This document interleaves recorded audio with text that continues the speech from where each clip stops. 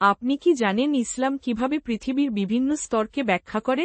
ইসলামে ভূত্বককে 7টি স্তরে বিভক্ত করা হয়েছে, যার সর্বনিম্ন স্তরে একটি মাছের ওপর পৃথিবী দাঁড়িয়ে আছে। মাছের নিচে শূন্য ও অন্ধকার, এর বেশি কিছু জানা সম্ভব নয়। প্রতিটি স্তরের মধ্যে 500 বছরের দূরত্ব, যা বৈজ্ঞানিকভাবে ভিত্তিহীন।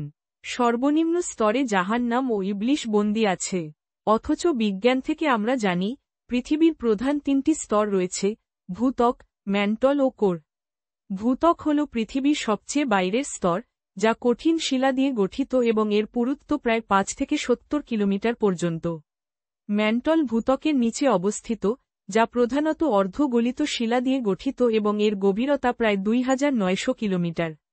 কোর হল পৃথিবীর সবচেয়ে ভেতরের স্তর, যা প্রধানত লোহা এবং নিকেল দিয়ে গঠিত। কোরকে আবার 2টি ভাগে ভাগ করা যায়: বহিঃকোর, যা তরল অবস্থায় থাকে, এবং অন্তঃকোর, যা কঠিন অবস্থায় থাকে।